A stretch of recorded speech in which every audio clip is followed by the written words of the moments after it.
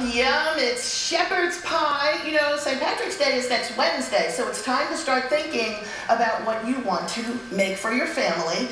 I have Chef Cory Garrison here. He is chef at 2 Irish pubs in Houston, and one of them, Brian O'Neill's Traditional Irish Pub, is like voted #1 in Houston, Irish pub. So the food is really great there, and Cory's going to show us how to make a traditional shepherd's pie.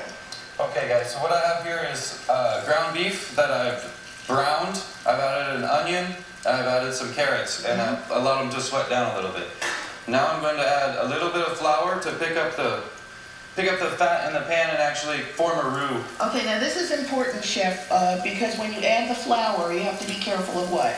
Of clumps, obviously. Yes. And also burning the flour because you're using a pretty high heat. So you have to keep stirring it so that there's no lumpy flour. Exactly. Nobody likes a piece of gum in there. And the flour, everyone, is combining with the fat from the ground beef, so don't drain off the fat. No. But you can get a low-fat beef, right? Sure. Yeah. You can use a 90-10 or an 80-20. 80-20. Right? That means 80% beef, 20% fat. And in the supermarket, your packs of ground beef are labeled, so you can determine what fat content you want, 10%, 20%. But keep that fat in there because it's going to blend with the flour to make a roux. Next, we're going to add some dry thyme. I'm using dry thyme instead of fresh because in general the shepherd's pie cooks for a long time and allows those flavors to come out slowly instead of very quick.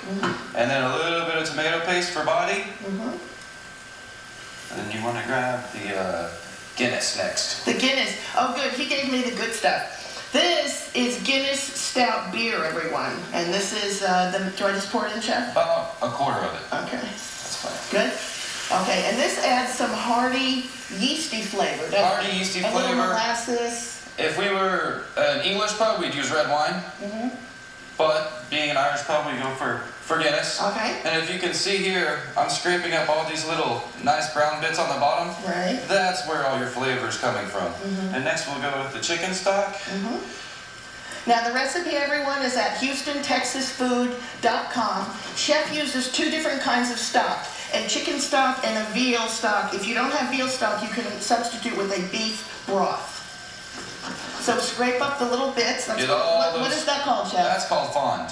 Okay. And fond is the best part of any roast, anything that you do is the searing of the meat. Yes. A little bit of the beef broth.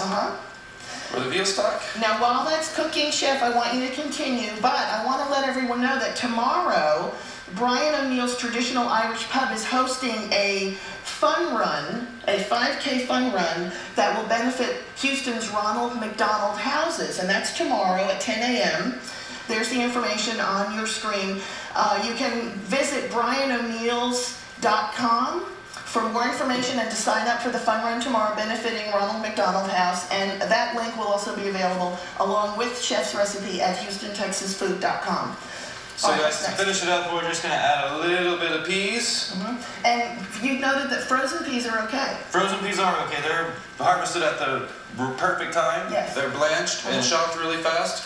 So all year long you can have nice peas. All right, Chef, we have 1 minute left. A little bit of parsley.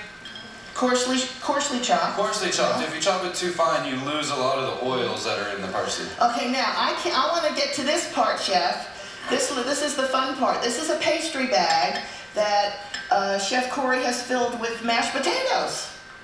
Now you can also use like a parchment bag, right? You could use a parchment bag if you understand how to fold out the parchment paper. You can get that at kitchen supply stores. Okay, now here's the fun part. Oh, I hope I do this right.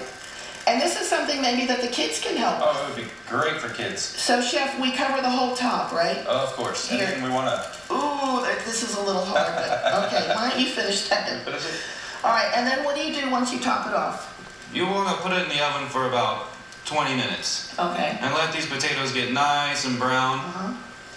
And then this is what it looks like, everyone. Look at how delicious that is. What a hearty dish. Yum, yum. Chef Cory Garrison from Brian O'Neill's Traditional Irish Pub and the Goose's Acre up in the Woodlands. Thank you so much for joining us today. Now, don't go away because Chef is going to be with us in the 9 o'clock hour and we're going to learn how to cook corned beef and cabbage. You think you know how to cook it? Maybe you don't. And on the Cleverly Radio Show tomorrow, a Houston chef has lost over 200 pounds in less than 1 year.